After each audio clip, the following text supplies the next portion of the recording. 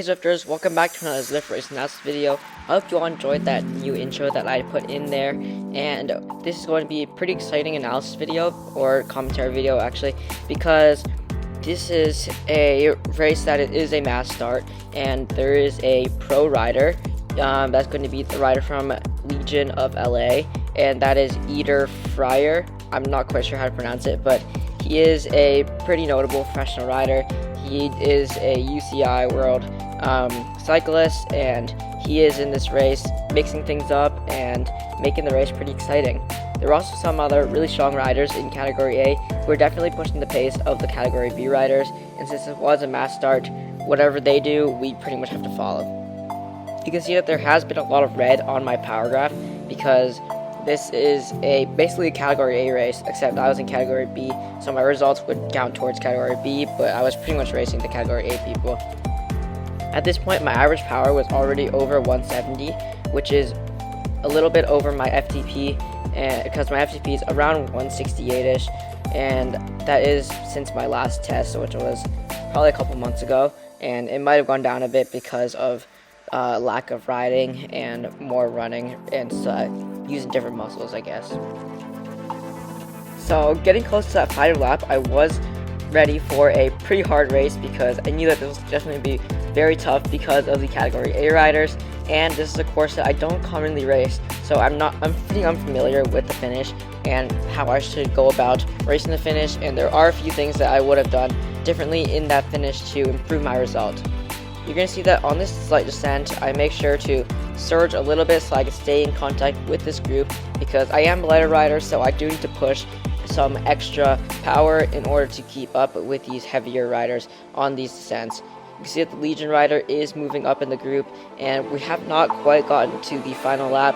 We're getting pretty close. We're 3.4 miles out from the finish. Each lap is, I believe, 2.3 miles long.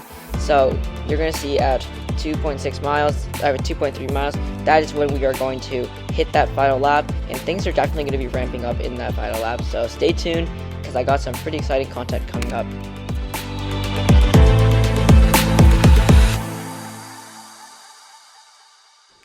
This slight ascent right here is pretty much giving me a taste of what the finish will look like in just about 5 minutes. So I was really trying to pay attention to see what kinds of things riders try to do on this climb, and I basically thought of this as the finish, but minus around 2 watts per gig. So I was going to need to do quite a bit more in that finishing sprint in order to stick with these riders. The tricky thing about this finish is that when you do get to the top of this part, some riders continue to push, and that's going to be the Category A riders in this scenario. They're just going to keep pushing on this flat part all the way until the finish, because they have the 1 minute power that's around 9-10 watts per kilo, so they have the stamina to keep it up until the finish. But the weaker Category B riders will not be able to do that, and it's going to be a tough decision to debate whether I should ease off and try to slingshot myself, like try to ease off my power and then put in a pretty good sprint right when we get to around this part, or if I should just try to hold on for dear life and see what I could do in that finish, because I knew that I would not have the power to sustain the 8 to 9 watts per kilo that the Category A riders will in that finishing sprint.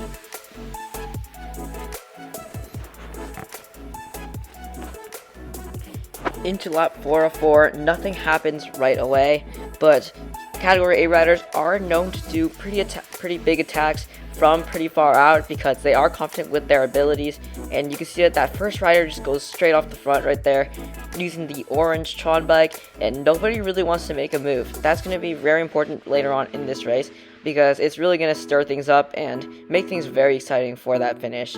So you can see that still nobody is ramping up their power. Everyone's holding around 4 to 5 watts per kilo, just holding steady. And something to note is that breakaways will be even more effective once Zwift gets these new pack dynamics into play. And there's going to be a separate video about the pack dynamics and how you can test the new pack dynamics coming out soon.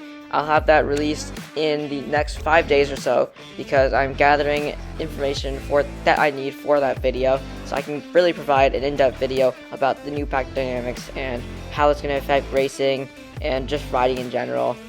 And it is going to be pretty exciting to see how this new pack dynamics affects races. Note that it is not in play yet. It is a beta feature that will be released later on in the next few months. So you can see here, right here, I make the decision to jump on these riders' wheels because I see the Legion rider and the Cryo rider. They're both moving up to the front, so I know that it's a pretty dangerous attack if those riders are willing to use their energy to try to chase this down. And this is where things really ramp up. And I'm doing around 6 watts per kilo, just trying to lock onto their wheels. Legion rider does ease off, and that's how I know that I should probably be easing off too, as he is a professional rider, so he probably knows best what to do in these scenarios. I ease off and I wait for these riders to catch me.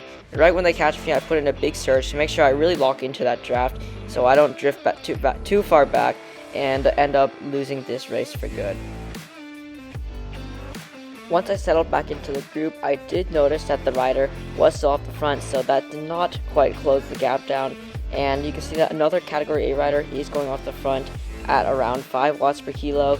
Legion of LA rider is following, and I start to surge a little bit just to kind of surf the wheels and let the other riders do the work for me and kind of pull me towards that rider in the front. And I kind of just let other riders do the work so I could save my energy for that finishing sprint, because there was now only 1.3 miles left, and I was starting to get that power saved and stored for that finishing sprint. I was really trying to save all the energy I could so I could have a very good finishing sprint, because I was going to need a really good 1 minute power if I was going to win Category B.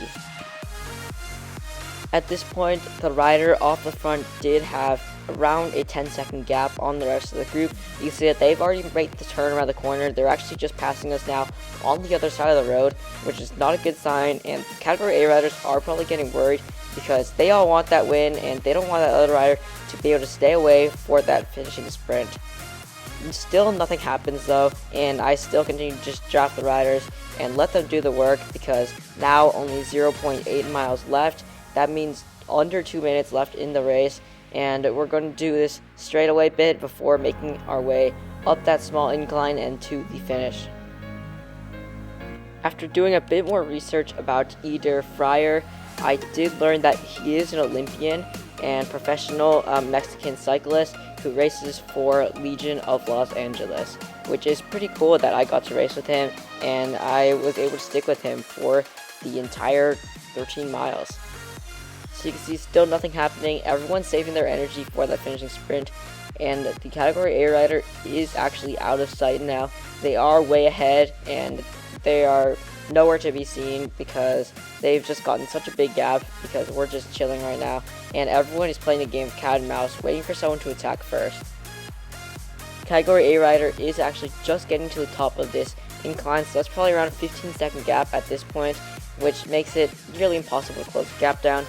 One rider immediately goes as soon as the incline goes up, but I try to save my energy, but I realize that I should not be saving my energy right here. I should be trying to get closer up to the front of the group to really get a clear positioning so I could just surf the wheels of the Category A riders and let them pull me to that finishing sprint. And that would have been the better thing to do, rather than easing up here and then having to put in a big sprint to try to pass some of the B riders. A lot of the B riders were caught at the tail end of the group, and I did pass 1 or 2 riders in the finishing sprint, but I really had nothing left. You can see my heart rate was already at 208 or 207, which is pretty close to my max heart rate. You can see based off my power graph that I am suffering, and I have nothing left to give at this point. I do pass 1 rider at the line, which is good, and that puts me into 6th place for this race. Overall, this was a really fun and hard race, and I'd like to thank you all for watching. Please leave a like, subscribe.